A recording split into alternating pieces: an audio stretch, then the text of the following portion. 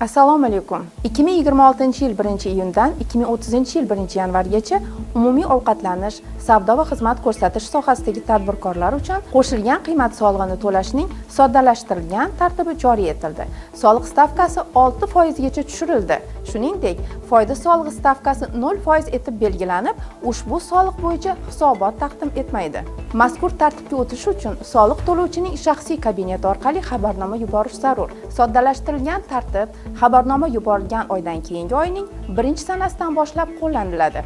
Masalan, xabarnoma iyun oyida yuborilsa, yangi tartib 2026-yil 1-iyuldan amal qiladi.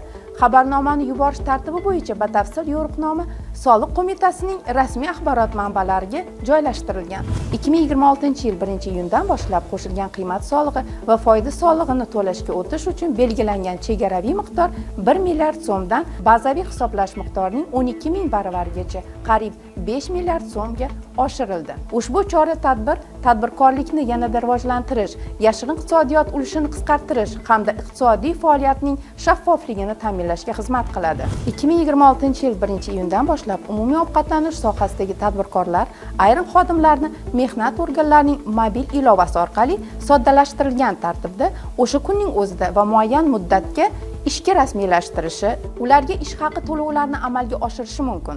Shuningdek, ular uchun to'langan qo'shilgan qiymat solig'ining bir qismini qaytarish tartibi joriy etilgan bo'lib, naqd pulsiz tushumlar ulushidan qat'iy nazar to'langan qo'shilgan qiymat solig'i summasining 40% cashback sifatida qaytariladi.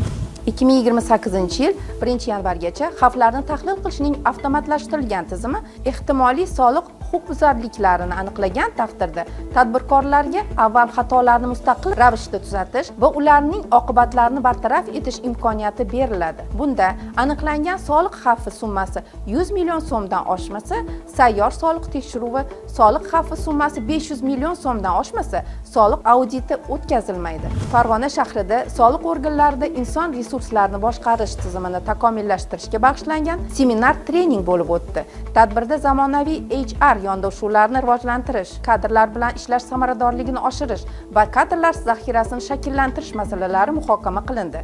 Seminar doirasida soliq organlari vakillari Farg'ona davlat universiteti iqtisodiyot fakulteti bitiruvchilari uchun tashkil etilgan karyera kuni tadbirida ham ishtirok etdilar. Soliq qo'mitasi mutaxassislari joylarda ochiq muloqotlar o'tkazib, tadbirkorlarga kichik biznesni qo'llab-quvvatlash bo'yicha yangi imkoniyat va yengilliklar haqida ma'lumot berdi. Uchrashuv jonli muloqot shaklida tashkil etilib, unda tadbirkorlar o'zlarini qiziqtirgan savollarga batafsil javoblar oldi. Bunday uchrashuvlar respublikamizning barcha hududlarida tashkil etiladi. Hozircha bizda shu, kelgusi sonlarda ko'rishguncha.